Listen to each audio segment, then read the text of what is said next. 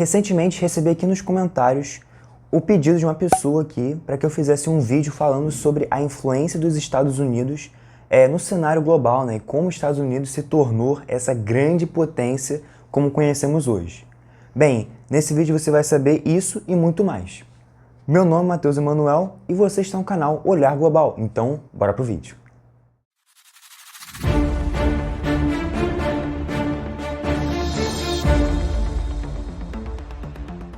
Bem, quando a gente fala então de Estados Unidos, né, esse grande nome que aparece toda hora nos noticiários, beleza? É interessante a gente analisar a história dele enquanto nação mesmo. Então, como Estados Unidos surgiu? Essa é a primeira pergunta que a gente vai tentar responder aqui.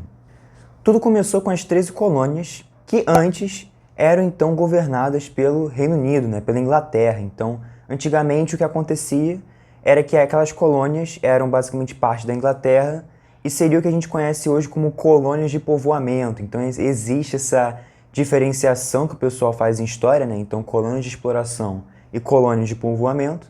Essas colônias especificamente são consideradas por muitos aí como colônias de povoamento, justamente porque não tinha esse enfoque de explorar os recursos naturais, recursos minerais, beleza? Então existe todo um debate sobre isso. Mas o fato é que posteriormente, em 1776, essas colônias então ganharam sua independência da Inglaterra. E com isso, claro, não só houve essa independência, mas também a criação de um ideal de um novo tipo de país, que seria aí os Estados Unidos. Tranquilo? Com isso, até posteriormente, houve até mesmo a Revolução Americana, que seria justamente essa tentativa de você criar aí um novo modelo de sociedade, uma nova Constituição. Então, todos esses fatores influenciaram não só os Estados Unidos, mas o mundo como um todo, pois todo mundo estava olhando para aquele processo de revolução, ou melhor, de tentar reformar o sistema, ok? E viram, né, que estava ali consolidando um novo tipo de regime, uma democracia, de um modelo republicano, algo que no século XVIII, assim, era algo muito incipiente, ou seja, era algo que ainda estava começando, estava engatinhando ainda naquela época, beleza? Não é à toa que depois veio a Revolução Francesa, veio outras revoluções liberais, então a partir desse contexto, desse período aí, começou então a surgir as várias democracias pelo mundo. Bem, baseado nisso, então, os Estados Unidos começam então o seu, digamos, seu projeto contra nação a partir daí, e ele, posteriormente, no século XIX, ele começa a se expandir para o oeste, o movimento conhecido como a Marcha para o Oeste, muito baseado até mesmo num conceito, né, numa ideologia chamada de Destino Manifesto, que previa, né, que basicamente acreditava que os Estados Unidos eram essa grande nação que deveria levar a democracia ao mundo e, no caso especificamente do século XIX, levar aí a civilização estadunidense para o oeste americano. Há alguns críticos e há outros que elogiam esse processo justamente porque foi com esse processo que os Estados Unidos ganhou essa dimensão territorial que ele tem hoje, né? Então, esse tamanho de país, beleza? Justamente por conta desse movimento. Mas também os críticos alegam que houve aí basicamente um massacre de vários indígenas, não considerou aí outras culturas. Então, há também nesse quesito um debate imenso em torno dessa questão. Mas o fato é que os Estados Unidos foi lá, aumentou seu território, e isso já ajudou a consolidar o país, né, os Estados Unidos, como uma potência territorial. A partir daí, então, ele começou a se industrializar, né, e a expandir economicamente. Então, várias inovações tecnológicas estavam surgindo e Estados Unidos não ficou de fora, claro. Então, eles foram lá, investiram bastante nessa parte de infraestrutura e tecnologia, no século XIX, principalmente.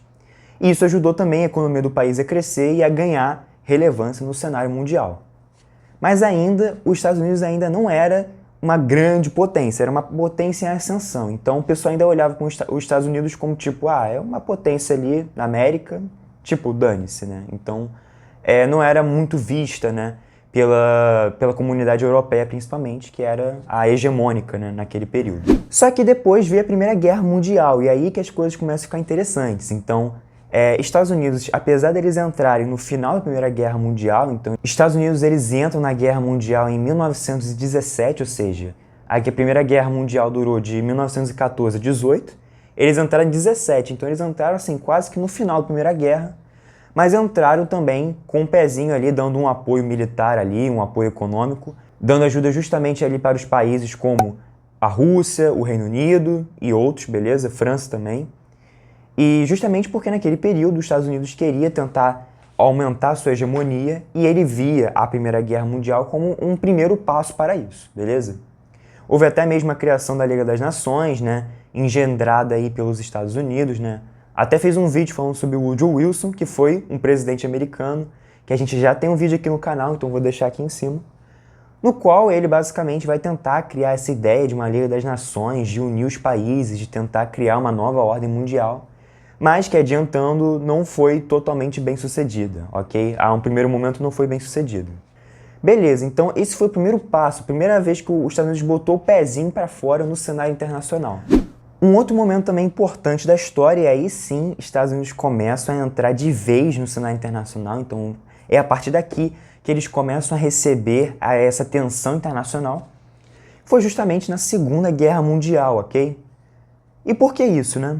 Porque, pensa, Estados Unidos, eles entram agora na Segunda Guerra logo no início, eles não entram no final, como foi a Primeira Guerra Mundial, mas também agora eles aumentam seus gastos militares, aumentam seus gastos econômicos, beleza? E eles vão estar aí do lado da potência dos aliados, que seria aí basicamente França e Inglaterra, né? Ou França e Reino Unido, tranquilo? E que vai estar lutando aí contra justamente as potências do eixo, né? Que seria aí Alemanha, Itália e Japão. Beleza, depois dessa guerra toda, claro, houve vários conflitos. Tem até uma questão geográfica que é interessante também. Então, os Estados Unidos, como ele está apartado, né, digamos assim, como ele está longe da Europa, ele não sofreu tantas consequências, tanto da Primeira Guerra quanto da Segunda Guerra, quando comparado, por exemplo, à França, à Alemanha, que foram países assim, que apesar de estarem em lados opostos, os dois sofreram muito, os dois sofreram várias perdas humanas, várias perdas militares e perdas econômicas também em geral, então vários prédios destruídos. E Estados Unidos, como estava longe, estava do outro lado, estava em um outro continente, então ele estava financiando, mas ao mesmo tempo também não estava perdendo tanta gente assim. Claro que perdeu soldados e tudo mais, mas não na mesma quantidade que o pessoal lá da Europa. Então, alguns especialistas até dizem que isso foi um fator que fez com que os Estados Unidos aí se tornasse uma potência no futuro, justamente porque depois da Segunda Guerra houve o que a gente chama de Plano Marshall, né? Então, seria esse plano aí que tentaria reconstruir a Europa após a Segunda Guerra Mundial. Então, só relembrando, né? Depois da Segunda Guerra Mundial, os aliados vencem, né? Então, França, Inglaterra, Estados Unidos e todas as potências que estavam do lado dos aliados, eles ganham. E a Alemanha, principalmente a Alemanha, foi o país aí que basicamente mais sofreu as consequências, ok? E junto com Itália, Japão. E basicamente os Estados Unidos, qual foi o papel deles? Foi justamente pegar esse dinheiro que ele tinha guardado. Então, lembra que eu falei da industrialização e que os Estados Unidos estava investindo em tecnologia? Pois é, ele ganhou muito dinheiro com isso. E esse dinheiro, em vez dele gastar tudo com guerra, ele financiou uma parte na guerra e outra parte ele guardou.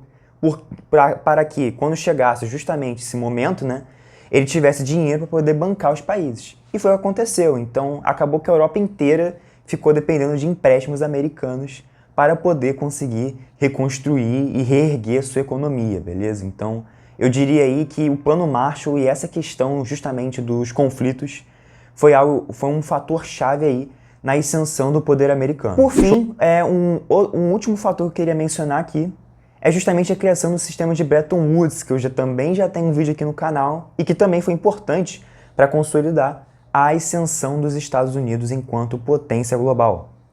Justamente porque Bretton Woods foi criado em 1944, ou seja, basicamente ali um pouco antes do final da Segunda Guerra Mundial, ok? E isso fez com que o dólar se tornasse a moeda de referência, pois basicamente os preços e tudo era baseado no padrão dólar-ouro. Então, tudo era baseado nisso. Então, você queria fazer uma transação, você tinha que ter ouro, digamos, em caixa, você enquanto país tinha que ter ouro, para poder trocar por dólar, e assim você podia negociar, basicamente, itens e serviços no comércio internacional. Então, o fato do dólar ganhar essa hegemonia, justamente aí, junto com a Segunda Guerra Mundial, em 1945, fez com que os Estados Unidos também aumentasse sua força. Então você tinha basicamente dois propulsores, né? Você tinha o Plano Marshall, que fez com que todo mundo dependesse dos Estados Unidos, E você tinha o padrão dólar-ouro e, enfim, o sistema Bretton Woods, que também reforçou ainda mais essa dependência dos países. Então, um outro fator que eu acabei esquecendo de comentar aqui é justamente a Guerra Fria. Então, depois da Segunda Guerra Mundial, houve todo esse processo de expansão econômica e política dos Estados Unidos, né? Inclusive com o fim do sistema de Bretton Woods em 71, né?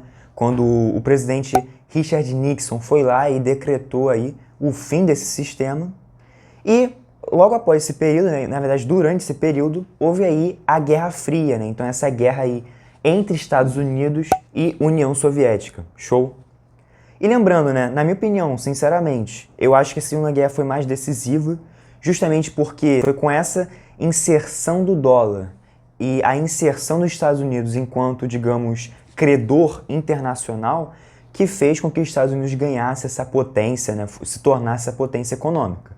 Até porque na Guerra Fria, Estados Unidos já era, digamos, uma superpotência, se a gente parar para analisar. Não é à toa que é os Estados Unidos que liderava o bloco, digamos, ocidental e a União Soviética o bloco mais oriental, mais socialista, né? Então, já na Guerra Fria, os Estados Unidos já tinham essa preponderância. Então, claro que a Guerra Fria ajudou a consolidar aí padrões de comportamento. Então, muitos dizem aí a questão até mesmo do soft power, ou seja, essa ideia de você tentar influenciar os outros países pela cultura, pela mídia, pelas novelas, pelas séries. Então, essa influência norte-americana, justamente nos outros países, também auxiliou, né, e fez com que as pessoas acreditassem que não, Estados Unidos realmente é uma superpotência. Então, uma coisa mais ideológica nesse sentido, né, tentando consolidar, né, esse modelo de American Way of Life, então esse modelo americano de prosperidade, de paz.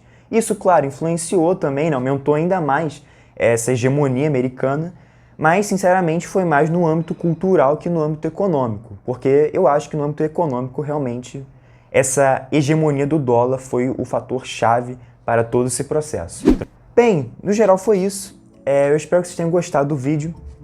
Se vocês quiserem ver mais vídeos como esse, é só vocês colocarem aqui nos comentários, ou se vocês tiverem, né, alguma sugestão de outro vídeo.